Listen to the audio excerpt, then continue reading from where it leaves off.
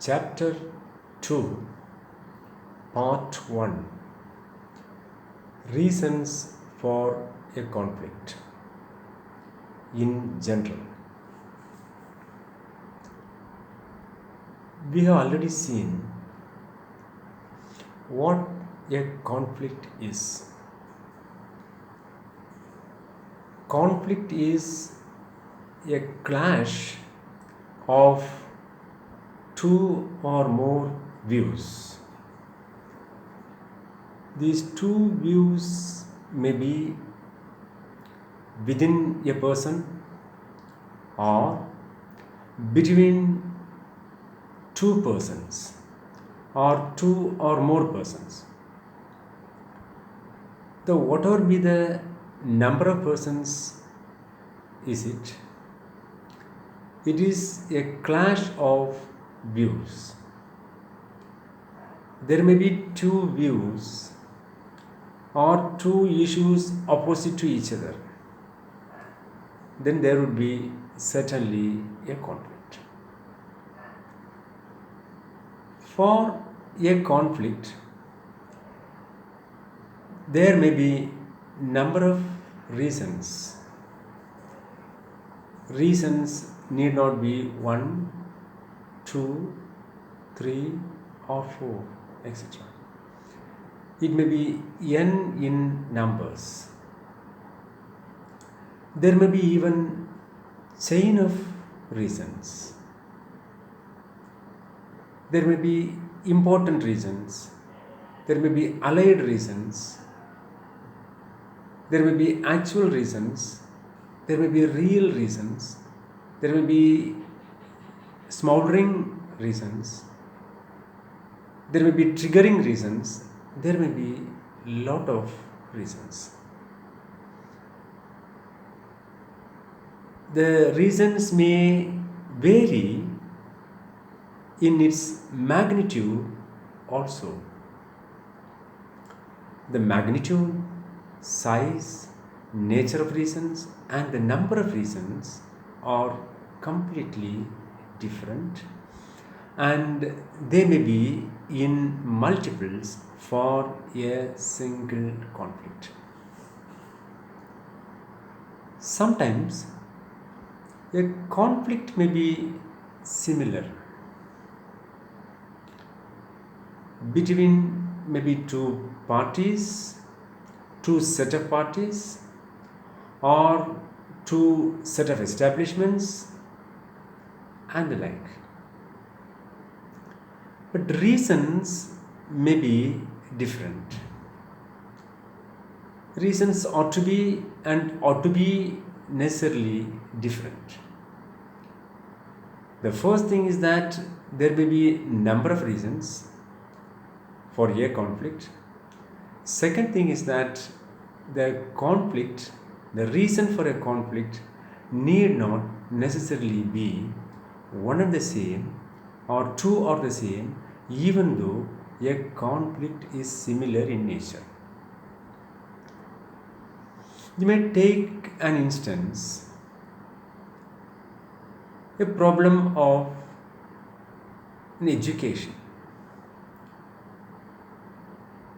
Sending the children to educational institution is a conflict in every family. It is rather a difficult task in every family. If you say the same conflict exists in an upper stratum of a society and a lower stratum of a society,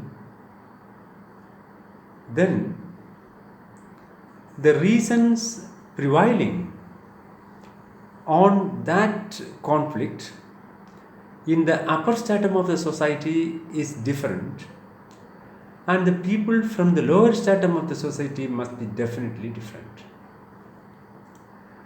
Therefore, conflict may be similar in nature, and the reasons ought to be in magnitude or in number, in volume, whatever be it is, it will be different. Take a family dispute of, say, for instance, a divorce or maintenance, or the wife is not caring the husband, or vice versa, or whatever the thing it is. It may be different, the conflict is one and the same, or the conflict is similar in nature, but the reasons will definitely be different. Say, take another example, a petty shop owner's competition with a neighboring shop owner,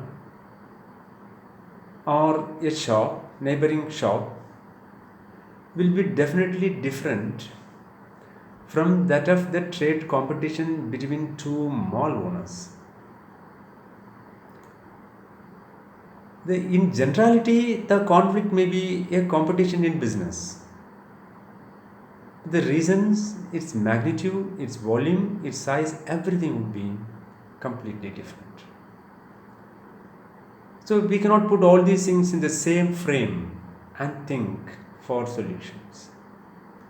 While thinking for solutions, while finding out solutions, we must take into account this reality for finding out or identifying solutions.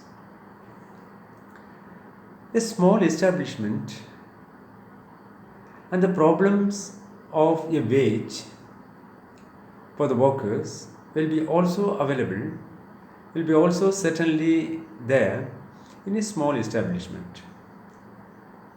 The same problem will be also there in an industry. The reasons for those problems in this small establishment as well as in that industry might be and definitely be different. The way in which they are going to manage will be also different. Maybe the problems are identical or similar in nature.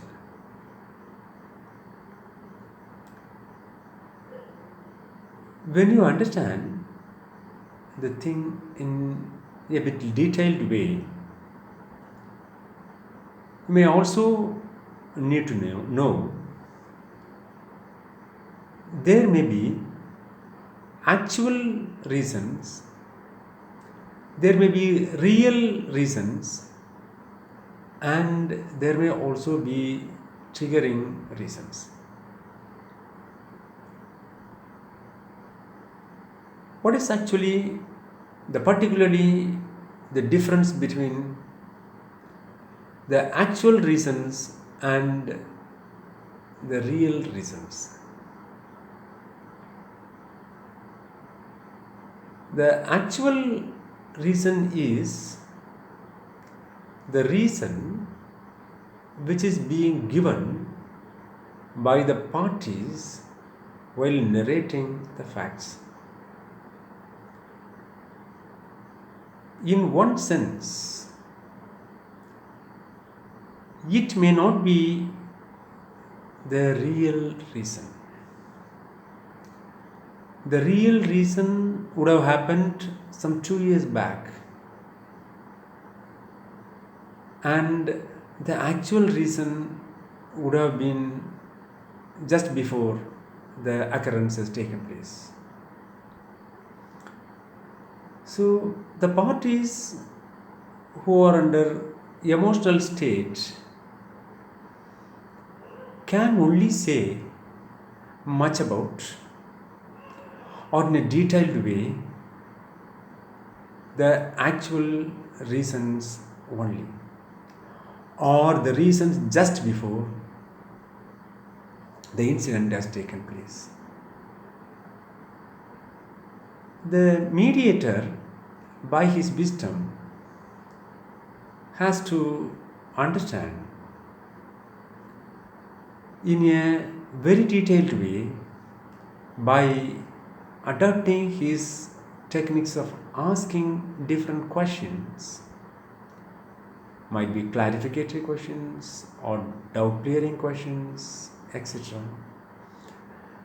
He has to cull out and try to find out the real reasons. In one sense, that may be said as the mediator is expected to know the actuality of actualities. The most important actuality of actualities is or might be the real reason. The real reason is the guiding principle. Why we discuss about a conflict? Why we are trying to find out a solution to a problem? It is only to make a peace between the parties. Therefore, for a question, why should a mediator need to know the real reasons in detail? Certainly, it is necessary for the reason that the mediator is a guiding source. Mediator is assisting the parties in the process of finding out solutions. Absolutely no doubt. The parties are going to take a decision. The parties are going to arrive at the terms of the settlement. Mediator is not interfering into that. But it is a duty of the mediator to assist them better in that process. Therefore, in that work, it is actually the duty of the mediator to find out the real reasons behind the problem.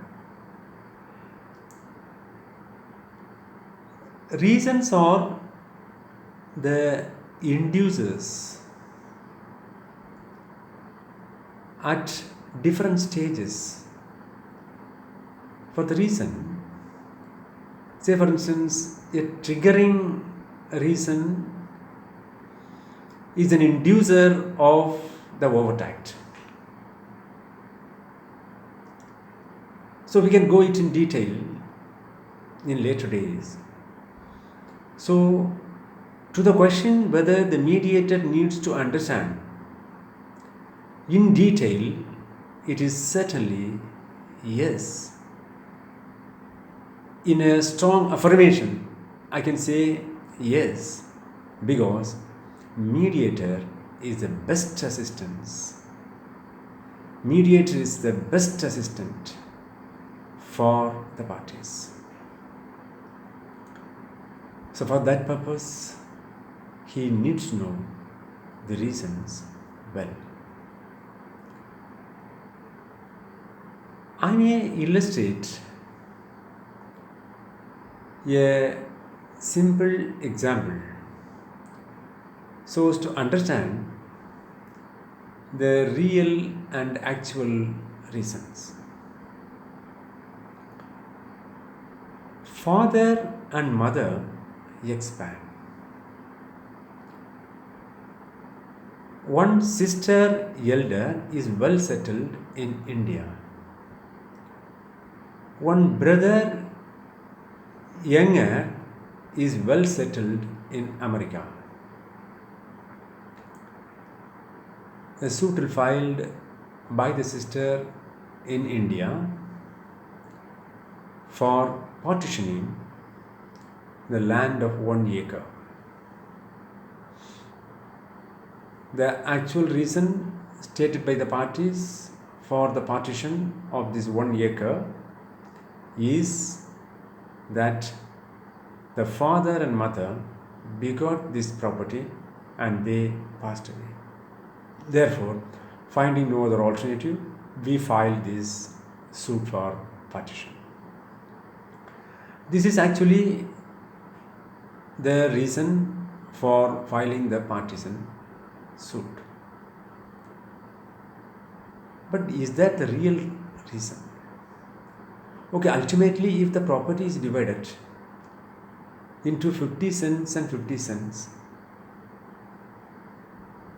one who is permanently settled in America as a citizen of America, whether he is going to come here to make reforms in this property,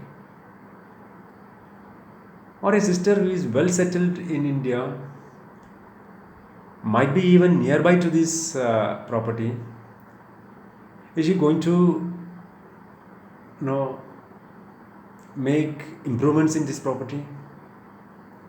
Absolutely, it is not possible. In the real sense or the reality, it is not possible from all the facts given by them. Therefore, the partition suit and the cause of action stated in the plaint, as well as the reasons stated by the parties in the mediation, may be one and the same. That reasons may be actual reasons. The real reason is that better they wanted to, maybe right, they wanted to convert this property into one of money. That is actually their actual need. So their reason for filing the partition suit is only to convert this property into money. Therefore, the resolution or the resultant side of this settlement might be arranging for, or terms for arranging for, selling this property so as to convert it into money for their purposes. That is actually the thing. Therefore, in this small example, we can understand what is actually the real reason and what is actually the actual reason given by the parties. Sometimes the real reason as well as the actual reason may be one and the same, might be. Therefore, with this, I may conclude the reasons of a conflict in general. Later we may see different types of reasons one by one. Thank you very much.